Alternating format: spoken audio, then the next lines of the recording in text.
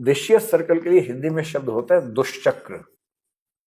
और यदि आपने यूपीएससी की तैयारी कभी भी की है या इकोनॉमिक्स कहीं पढ़ी तो आपने गरीबी का दुष्चक्र पढ़ा होगा। मैं उसी तरह के दुष्चक्र की बात आपसे कर रहा हूँ, थोड़ा सा अलग तरीके से समझाने का प्रयास करता हूँ। देखिए होता क्या है कि मान लीजिए एक आदमी अमीर आदमी है, ठीक है। अमीर आदमी का बच्चा हुआ, मान लीजिए ए नाम का। ए को जीवन में सुविधाएं कैसी मिलेंगी? अच्छी मिलेंगी, खराब मिलेंगी? तो अच्छी ही मिलेंगी। तो ए को जब सुविधाएं अच्छी मिलेंगी तो ये अपने आप में एक योग्य व्यक्ति, एबल व्यक्ति हो जाएगा। और क्योंकि योग्यता का ज्यादा हिस्सा तो माहौल से, सुविधाओं से, अच्छे टीचर मिले या नहीं, अच्छी किताबें मिली या नहीं, अच्छा माहौल मिला या नहीं, इससे होता है। आईक्यू का एक हिस्सा होता है, लेकिन ज्यादा बड़ा हिस्सा यह है कि उस व्यक्ति को एनवायरनमेंट कैसा मिला। अब क्योंकि ये बच्चा एबल हो जाएगा, इसलिए इसकी इनकम, ये किसी ना किसी ऐसे काम में जाएगा जहां इसकी इनकम ज्यादा होगी। इनकम ज्यादा होगी तो ये बच्चा रिच हो जाएगा, बल्कि हो सकता है कि अपने पिता की तुलना में ज्यादा रिच हो जाए। मैं ऐसा करता हूं कि इसको, सर्कल को यहां बनाने के बजाय ऐसे कर देता हूं। अब ये सर्कल पूरा हो गया।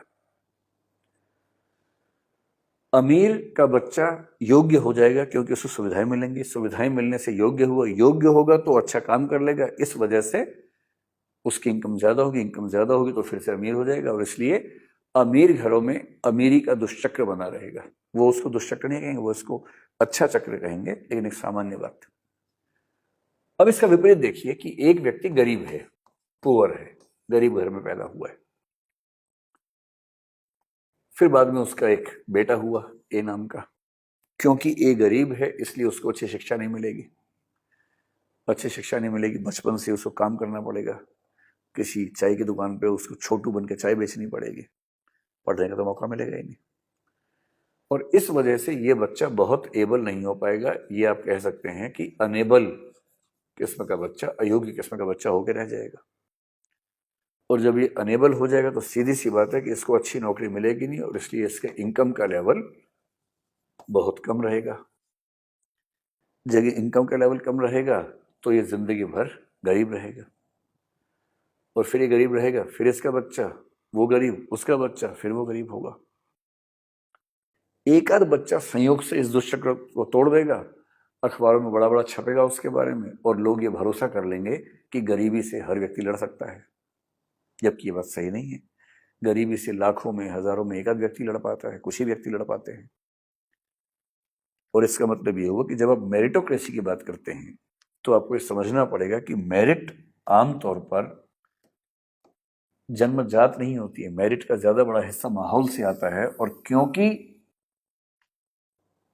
समुदाय में, समाज में बराबरी नहीं है, इसलिए जो लोग बेहतर स्थिति में हैं उनकी हर पीढ़ी में योग्यता और अमीरी पैदा होती रहेगी।